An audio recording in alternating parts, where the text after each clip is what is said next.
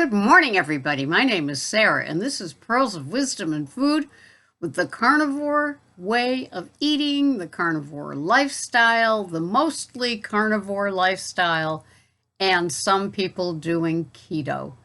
It's open for all of us. It's just a place where we meet every day.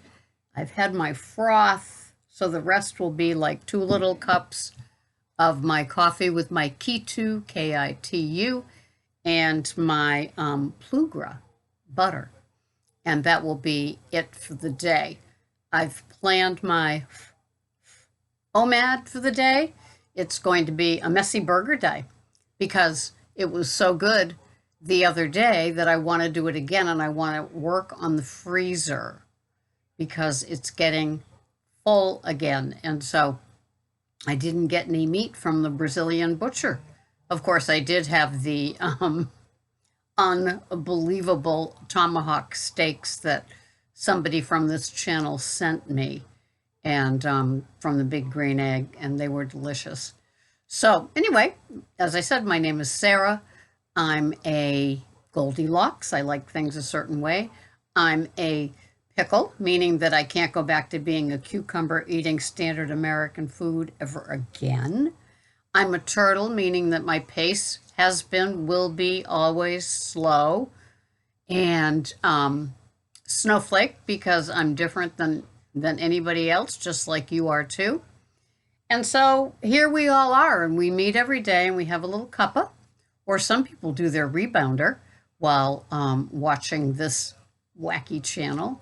And we just talk about being old and doing our carnivore lifestyle and being abstinent. We don't talk about, oh, I've got a cheat meal. Oh, I'm going away for the weekend. I'm going to eat whatever I want. Oh, I'm reintroducing carbs into my diet and I want to share every blessed moment with you. No, this is a pretty strict and structured and disciplined channel. So a lot of people will go out and test the waters because that's what we do. We're human, and we kind of think that, okay, I've gone without this stuff for a while. Maybe I can now have it, and it won't cause any rebounder effects. It won't cause any backlash into my daily eating, and I won't suffer any like some of those people that go out and have a cheat meal, a cheat weekend, a cheat vacation week, and they come back and they've gained weight, they feel awful, their gut is all screwed up, and they hope that they can get back on it. Plus, they've got all the withdrawals to do. That's something that I don't think a lot of people think all the way through. They don't. It's that human nature thing. They think, I'm going to go, that seafood place has opened up, I'm going to have the fried things that go with the fried protein, and all will be okay, and I won't have any backlash or disorders at all. Or the cravings get put inside of you again that you're going to have to withdraw from again. That's the nasty truth of how it goes for us. And if you've been sugar-free and carb-free for a long time, don't think that those things go away in your brain. They just kind of are put into a deep slumber, but they awaken. Excuse me. The minute you have those grams of sugar or those little extra carby carbs, your body wakes up and goes, yeah, oh, yeah, baby, I remember them.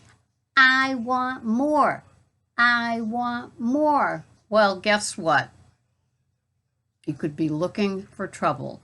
You could, and you're going to have more than guilty shamies, right? There's a lot of remorse that goes along with hopping off the bandwagon of being abstinent. Most of you in our lifetime have become abstainers because we tried for so many times to make like we're a moderator, and that you can have these things, this amount, in safety. And you won't have any cravings for more, and you won't want to sneak it back into the house or just slip out and drive to that place and have it, and nobody's the wiser. You actually think you can get away with it and fool yourself. And that's a shame, because who are you hurting? Who are you hurting?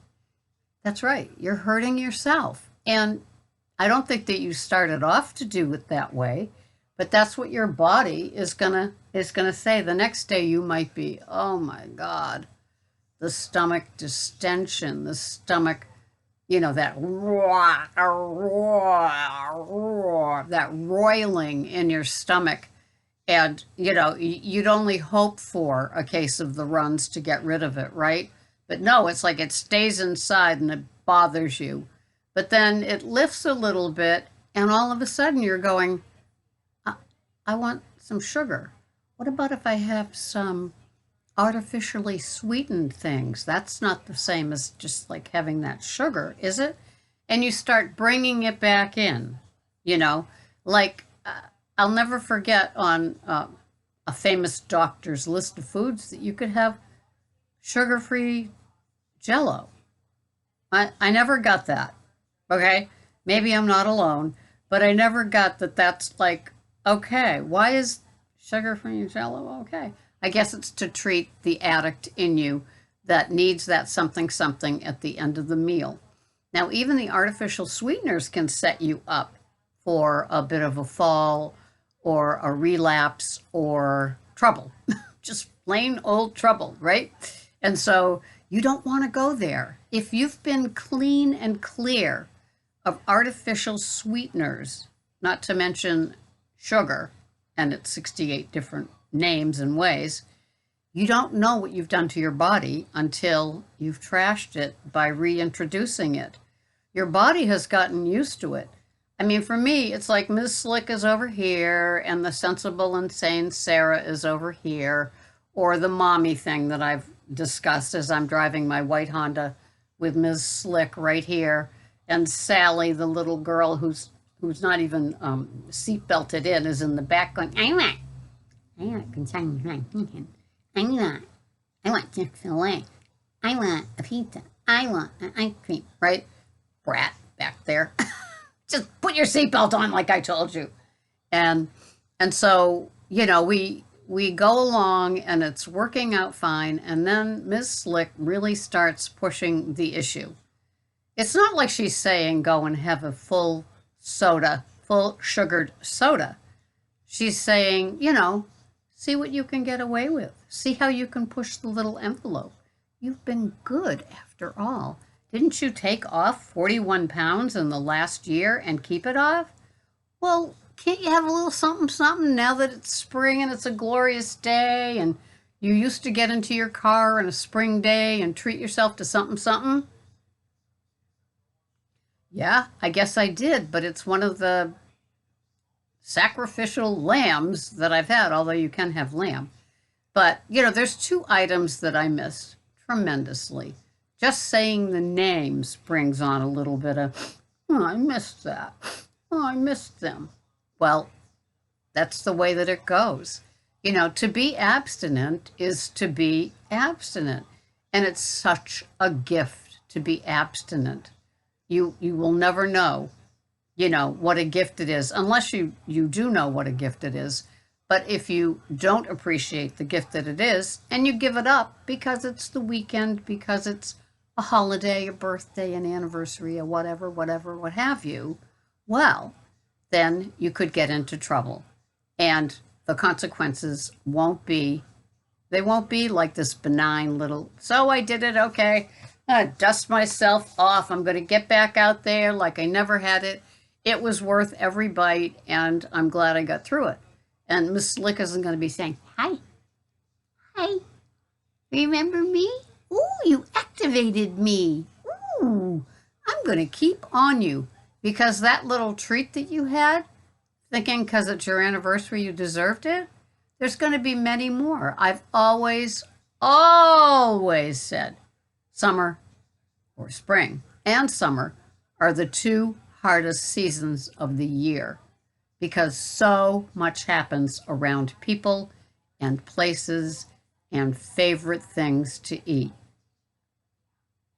It does. The whole thing is made up around. You name me a holiday that happens from Memorial Day on that isn't built around we're going to eat and we're going to have all these favorites. And look, I made that flag of the United States. And look, I made this. And look, I made that. All these simple, guilty pleasures of yesteryears that are going to reappear and they're going to bite at your heel.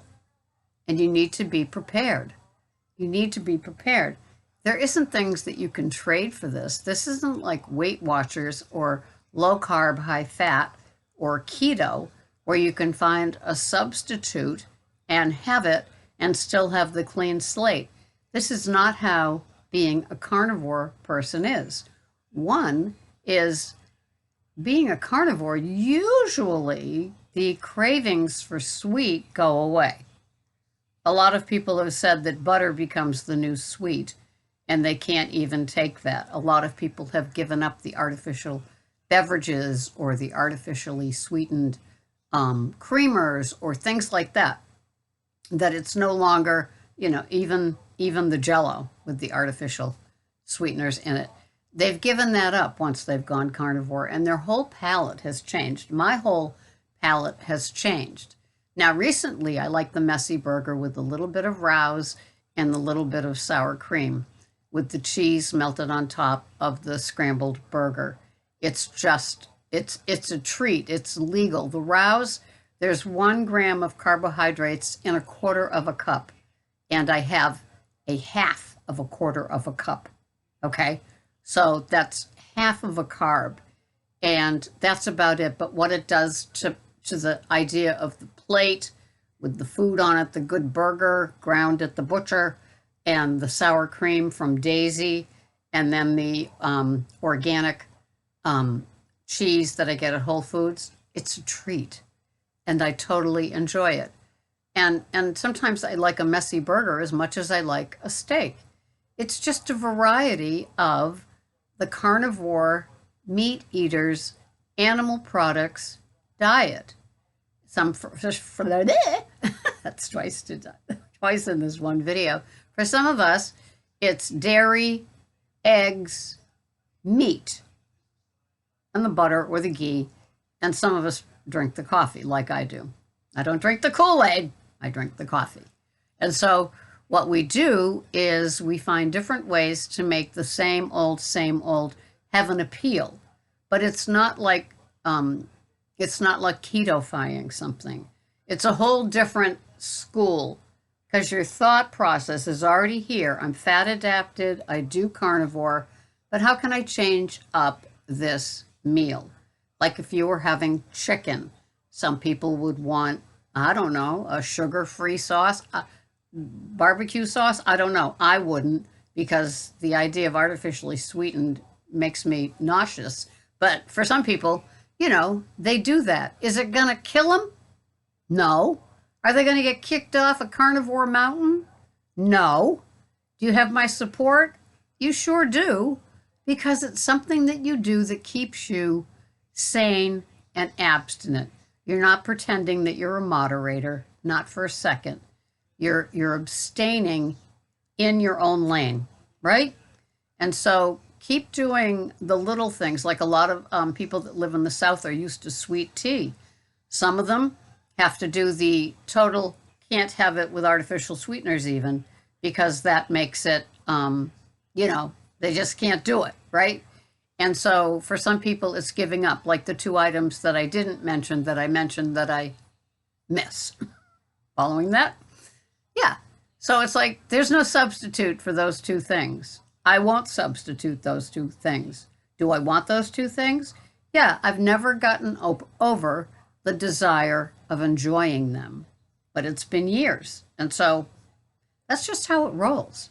I'd rather feel as good as I feel doing my carnivore way of eating, being an abstainer, going to sleep being an abstainer, and waking up knowing that I abstained yesterday. So I've got a day to build on. I don't want to have a day where I'm starting all over again because I thought it would be a good idea. You message me if you think it's a good idea to go out and have a cheat or a treat. Go ahead, message me. That'll work, right? So I'm so glad you're here. We're doing it together. It's something that we really appreciate when we put our head on the beds at night, on our mat pillow, when we put it on our head on that pillow and we go, I did it. I had another abstinent day. Nothing feels as good as it. I'm telling you, and any of you that tried it, you know what I'm saying matters. It's great to be an abstainer. I could not be a 90% moderator. I'd be woohoo with ideas and thoughts about how to cheat and treat, how to cheat with treats, right? I'm so glad you're here. This has been Sarah, Pearls of Wisdom and Food, with a little bit of sanity in an insane world. No nonsense, abstaining. Thanks for watching. I'll see you the next time. Bye-bye for now.